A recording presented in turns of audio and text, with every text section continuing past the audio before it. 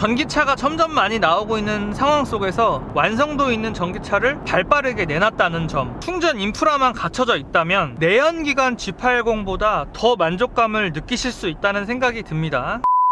독자 여러분 안녕하세요, 김상준 기자입니다. 오늘 함께 보실 차량은 G80 전기차입니다. 확실히 제가 리뷰하는 차들 중에서 전기차가 계속해서 늘고 있는 거 보니까 전기차가 대세가 되고 있는 게 맞는 것 같습니다. 상당히 궁금했던 차량인데 독자분들께서도 궁금증이 많으신 것 같아요. 장단점을 자세하게 한번 살펴보도록 하겠습니다. 우선은 비교 차종은 딱히 없는 것 같아요. 왜냐면은 고급 세단형 전기차는 딱히 없죠. 모델 S, 테슬라 모델 S를 비교 차종으로 볼 수 있겠지만 G80이 가지고 있는 상징적인 고급감, 이런 부분하고 모델 S하고는 좀 안 맞는다는 생각이 들어요. 그렇다고 이 차를 타이칸하고 비교할 것도 아닌 것 같고, 내연기관 G80하고 이 차가 어떻게 다른지 설명을 드리도록 하겠습니다. 우선 결론을 먼저 내보면 전반적인 상품성은 굉장히 훌륭합니다. 승차감도 준수하고요, 기존 내연기관 G80과 흡사한 수준의 편안함도 갖추고 있습니다. 제가 이 차량을 구매했다고 생각을 하고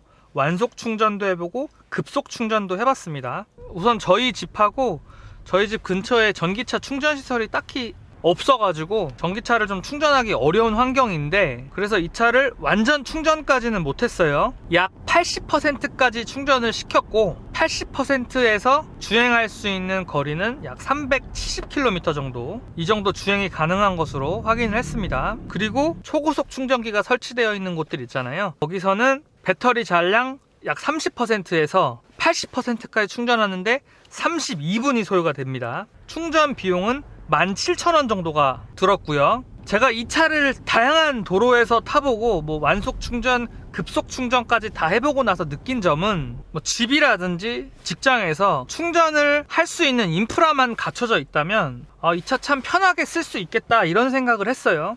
개인주택에서 충전기가 설치되어 있다면 금상첨화고, 회사에서도 충전을 할 수 있는 상황이다 이러면은 80%만 충전을 해도 350km 이상은 충분히 달리기 때문에 장거리가 아주 많으신 분들이 아니라면은 일상적으로 사용하기에는 굉장히 좋을 거라는 생각이 들었습니다. 이 차를 타면서 가장 단점이라고 느꼈던 부분은 회생제동이 다소 과하게 걸린다는 점, 그거 하나였는데, 회생제동을 조절할 수가 있어요. 이 패들 버튼을 이용해서 회생제동의 강도를 조정할 수가 있는데, 회생제동을 가장 줄여 놓으면은 회생제동이 크게 느껴지지 않기 때문에 이 차가 사실 전기차인지 내연기관 차량인지 크게 느끼기는 어렵습니다. 회생제동을 좀 강하게 세팅을 해놓으면은 가속 페달에서 발을 떼자마자 바로 제동이 걸리기 때문에 승차감이 다소 떨어져요.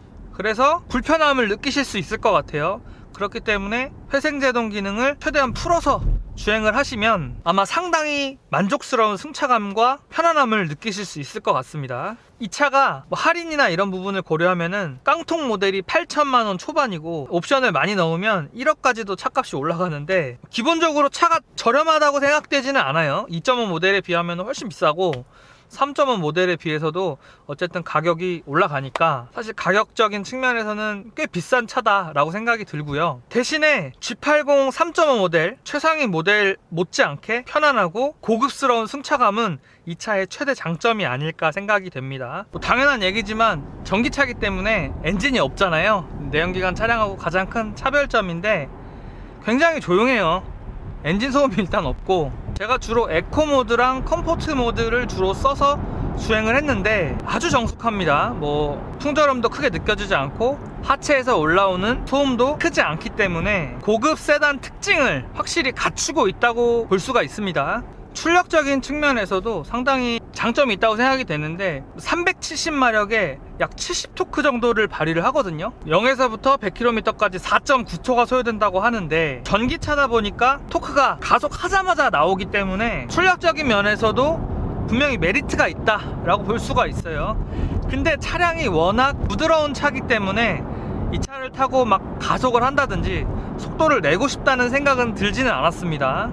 좀 편안하게 타고 싶고 조용하니까 고급 세단다운 느낌이 확실히 살아있다는 점, 이 차의 가장 큰 특징이 아닐까 라고 생각이 됩니다. 전반적인 핸들링이라든지 서스펜션과 타이어의 노면 접지력이라든지 제동 성능이라든지 딱히 단점을 크게 찾을 수가 없어요. 사실 전기차 전용 플랫폼으로 만들어진 차가 아니기 때문에 다소 상품성이 떨어질 것이라는 예상도 했었는데 생각보다 괜찮은 결과물이 나와서 신기합니다. 저도 전기차 전용 플랫폼으로 향후에 만들어낼 고급 모델들도 이 정도의 그 완성도를 봤을 때는 상당히 기대하게 하는 부분이라고 볼 수가 있습니다. 가장 좋았던 점 중에 하나는 고속도로를 주행을 할 때 첨단 운전자 보조 시스템 ADAS 기능이 차선을 유지해주고 앞차와의 차간 거리도 잘 맞춰서 가고요. 이거는 당연한 건데, 내비게이션하고 연동돼서 ADAS 시스템이 움직이다 보니까 과속 카메라에서 자동으로 속도를 줄여주고 차가 알아서 조절을 해주니까 사실 굉장히 편하더라고요. HDA 시스템이라고 하잖아요. 그 부분을 최신화시켜서 잘 적용한 차가 G80 전기차다, 이렇게 볼 수가 있겠습니다. 전반적인 주행 질감은 후륜구동 차량과 비슷한 느낌이고 상시 사륜구동 방식을 적용을 했지만 대부분의 출력은 뒷바퀴를 통해서 나옵니다. 지금처럼 유턴을 한다든지 급격한 코너를 만났을 때를 제외하고서는 대부분 뒷바퀴에서 힘을 발휘를 해서 달리고요. 전형적인 후륜구동차 느낌을 가지고 있다, 이렇게 보시면 될 것 같아요.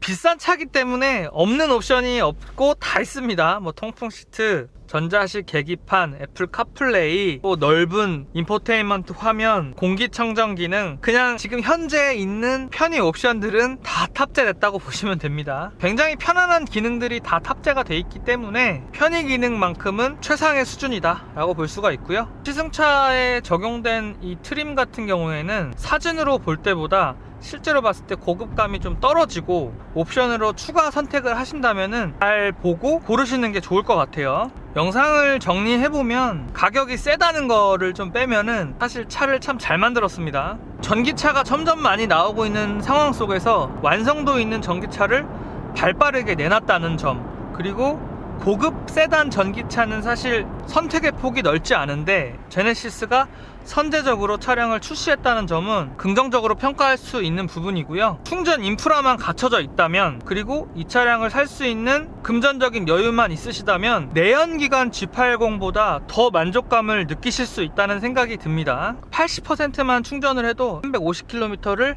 달릴 수 있는 전기차라는 점이 사실 가장 좀 심리적으로 안정감을 줬고, 개인적으로 제가 전기차를 아주 좋아하는 편은 아니고 전기차가 앞으로 더 발전될 일이 많다고 저는 생각을 하는데, G80 전기차 같은 경우에는 지금 당장 산다고 해도 손색 없을 만큼 준수한 상품성을 만들어냈다는 점 긍정적으로 평가할 수 있겠습니다. 궁금하신 분들은 시승을 꼭 해보셨으면 좋겠어요. 시승차로 운영을 다양한 곳에서 하고 있는 것으로 알고 있는데, 한번 타보시면은 제가 말씀드렸던 내용들을 이해하실 수 있을 거라는 생각이 듭니다. 독자분들 감사하고요. 더 유익한 자동차 컨텐츠로 다시 찾아뵙겠습니다. 감사합니다.